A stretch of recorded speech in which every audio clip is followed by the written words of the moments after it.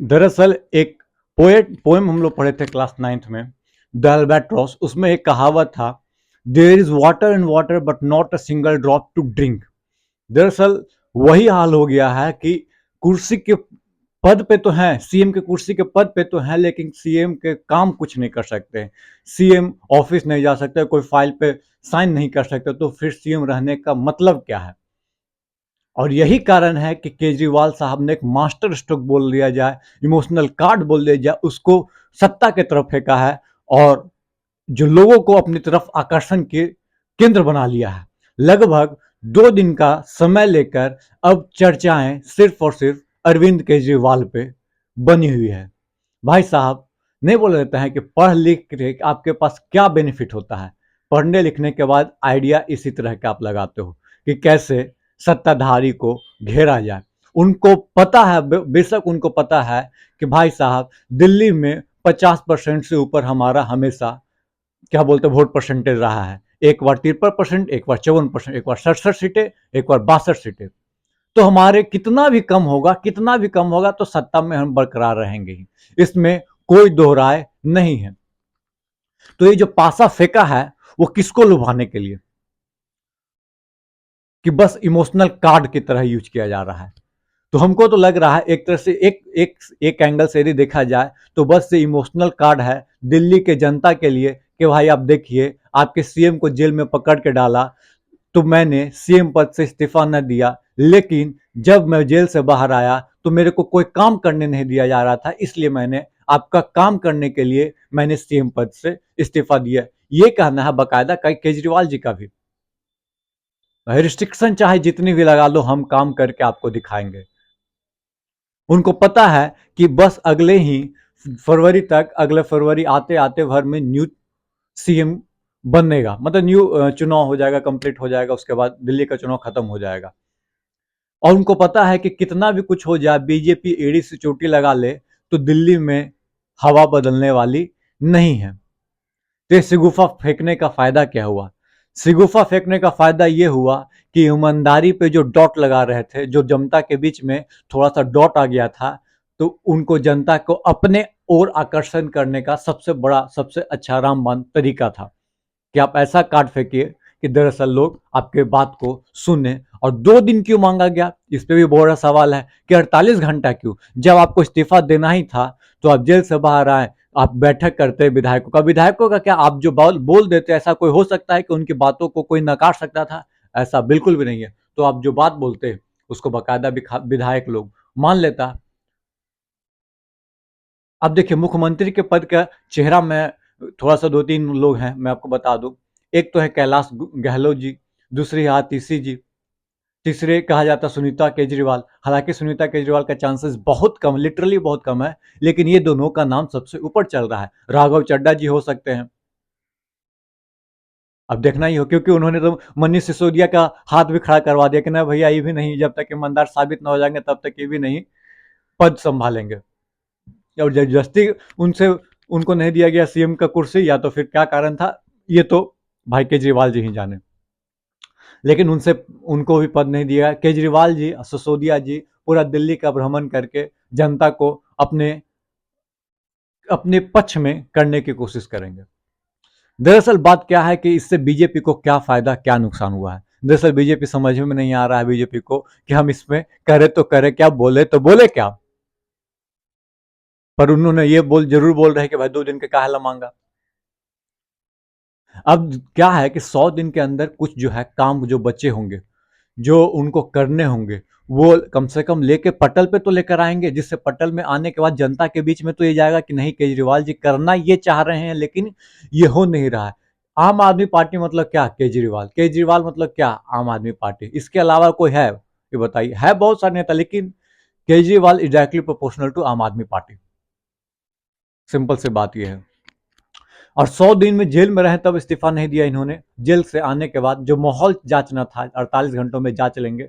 उसके बाद जो कुछ कामें होंगी, जो कुछ बातें होंगी, जो विधायक दल के नेता की विधायक दल का नेता चुना जाएगा, उस सब को संभावनाओं की तलाश की जा रही है। अब आते हैं अगले आगे बात। दरअसल पहले जो लोकसभा चुनाव के समय जो बाहर आए थे तो उन्हें 2 शगुफे ऐसे फेंके थे। एक कि भाई साहब 2025 के बाद, 2025 सितंबर के बाद नरेंद्र मोदी 25-75 साल के हो जाएंगे तो उसके बाद सीएम कौन, सॉरी पीएम कौन? तो क्या अमित शाह जी के लिए चुनाव लड़ा जा रहा है? दूसरा सगोफा ये था कि चुनाव के 2-3 महीने बाद योगी जी को पद से मुक्त कर दिया जाएगा। तो हालांकि हवा तो ये सही थी, कुछ हवा मतलब चिंगारी सही थी, आग लगने भर देरी थी, बात तो सही निकला। 2 महीने बाद ऐसा ही कांड हुआ, भले ही वो नहीं हटे लेकिन कुछ तो बात थी, शगुफा इस तरह से छोड़ा गया। अब कुछ लोग बोल रहे हैं कि भाई इसका हरियाणा पे इम्पैक्ट क्या होगा। मैं आपको बता दूं, हरियाणा पे इम्पैक्ट नेग्लिजिबल है, मैं बता दे रहा हूं, क्योंकि हरियाणा एक अलग जोन में इस बार चुनाव चला गया है, या तो बीजेपी या तो कांग्रेस, ना इधर ना उधर बटेंगे। हालांकि आईएलडी है, आई फिर क्या बोलते हैं, अ, मायावती का गठबंधन है, जेजेपी है, ये सब पार्टियां हैं, तमाम पार्टियां, आप आम आदमी पार्टी भी है, लेकिन जनता का रुख साफ है। बस यही है कि कांग्रेस को ओवर कॉन्फिडेंस में नहीं आना है। दूसरी चीज ये बोला जाए कि भाई साहब पिछली बार निकले थे तो उन्होंने बोला था पूरा देश का भ्रमण करेंगे, पूरे लोगों को जगाएंगे, और कितना लोगों के पास पहुंचे थे चुनाव के समय?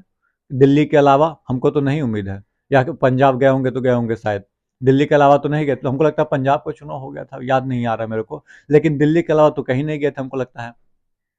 तो बस सत्ता दिल्ली की चाहिए, पहला काम यही है।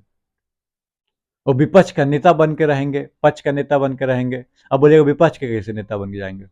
विपक्ष का नेता इस तौर पे बनेंगे कि भाई साहब सत्ता में नहीं है, अब पूरा दिल्ली का भ्रमण या कहीं देश में जाकर मिलना जुलना तमाम नेताओं से करना है, तो आम आदमी का कद को और मजबूत करना है।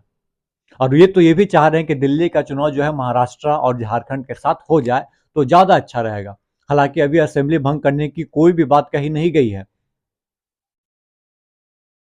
अब सबसे बड़ी बात है कि दिल्ली सरकार तो है, इसके ऊपर एलजी का जो है प्रकोप बोला जाए, उससे मुक्ति कैसे पाएंगे केजरीवाल? बात यह है, दरअसल मुख्यमंत्री, दो मुख्यमंत्री को चुनाव के पहले रख दिया गया जेल में। एक ने इस्तीफा दे दिया था उसी टाइम, फिर जाके अभी गद्दी पे बैठ गए, और एक ने उस समय इस्तीफा न दिया, अभी जाके इस्तीफा दिया। देखना यह है ये इस्तीफा कितना कारगर होता है, दिलचस्पी है। दरअसल लोकसभा चुनाव की बात किया जाए तो आम आदमी पार्टी कांग्रेस का गठबंधन था, मिला क्या सीट? 0/सन्नाटा। वोट परसेंटेज की बात किया जाए तो 42 से 43%, 24% कहा जाता है आम आदमी पार्टी को, 19-20% कांग्रेस को, और अकेले भाजपा को 54% मिला, जो कि पिछली बार 2019 में हालांकि 56% था, लेकिन 54% मिला तो सही, आप लोग दोनों मिल के नहीं पहुंच पा रहे हो। लेकिन एक चीज है कि जब आप आम आदमी पार्टी और कांग्रेस का गठबंधन हुआ तो आम आदमी पार्टी का वोट परसेंटेज जंप हो गया 5 से 6% अप्रॉक्स। 17-18% था 2019 में, डायरेक्ट 24% पहुंच गया। इससे आम आदमी पार्टी को तो लाभ होता है, कांग्रेस का नुकसान हो गया, फायदा उस लेवल पे नहीं हो पाया जितना होना चाहिए था। मतलब कि कांग्रेस के कार्यकर्ता तो आम आदमी पार्टी को सपोर्ट कर गए, लेकिन आम आदमी पार्टी के कार्यकर्ता कांग्रेस को सपोर्ट ना कर गए।